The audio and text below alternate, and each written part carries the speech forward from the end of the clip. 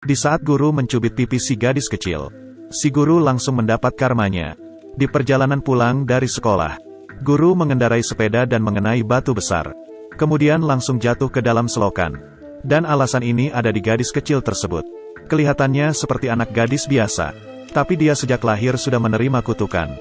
Orang-orang yang memegangnya, orang itu akan mengalami hal sial. Mamanya meninggal di saat itu juga karena memegangnya. Papanya masih tidak tahu anaknya mempunyai kemampuan seperti ini. Dan membawanya untuk meninggalkan nenek. Tapi juga karena tidak hati-hati memegangnya. Dia meninggal di jalan, hingga nenek di kampung yang memegangnya. Juga sial meninggal di rumah. Sejak saat itu, gadis kecil ini diadopsi dan tinggal di kuil. Dan tiap hari dia hidup di dalam bayangan. Karena dia takut bisa melukai orang-orang di sekitarnya.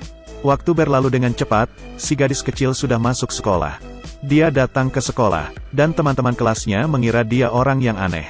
Ini hari yang cerah, tapi dia akan tetap memakai jas hujan kuning. Anak-anak yang lain bisa main bersama. Sedangkan dia, tiap hari selalu sendirian. Dan di badannya membawa seekor cicak. Hari ini, ada teman kelas yang penasaran dan menanyainya. Tidak hujan kenapa pakai jas hujan?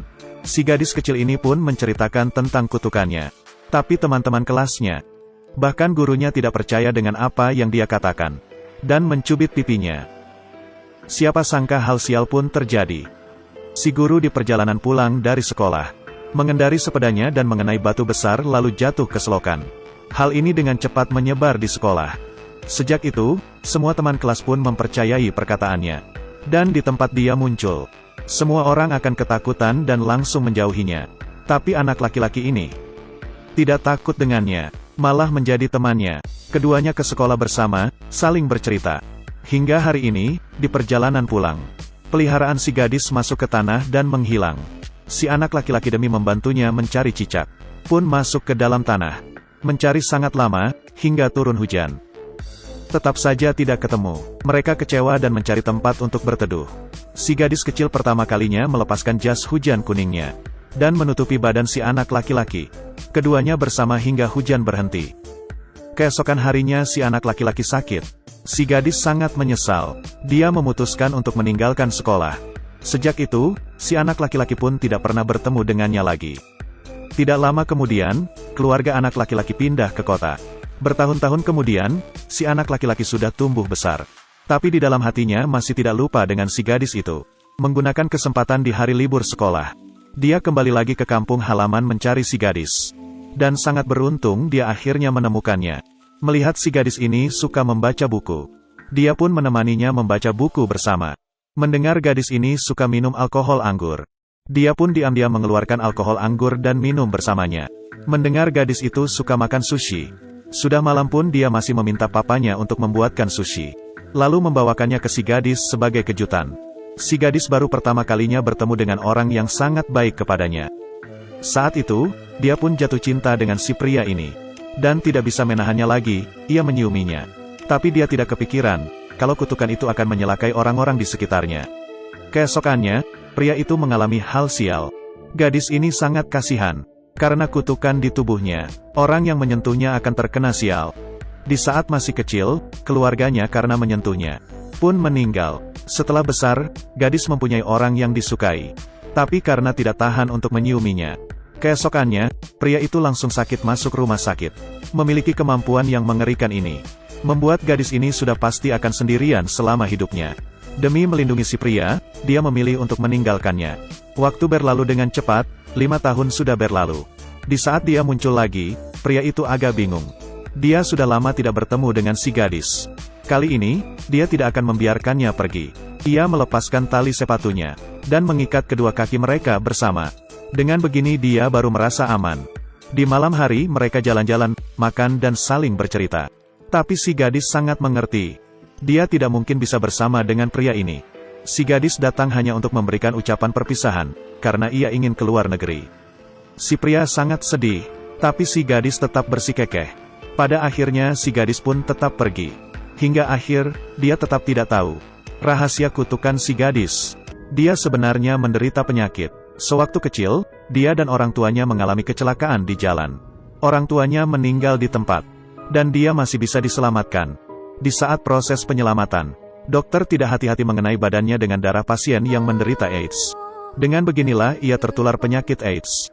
Awalnya gadis ini tidak mengerti sama sekali.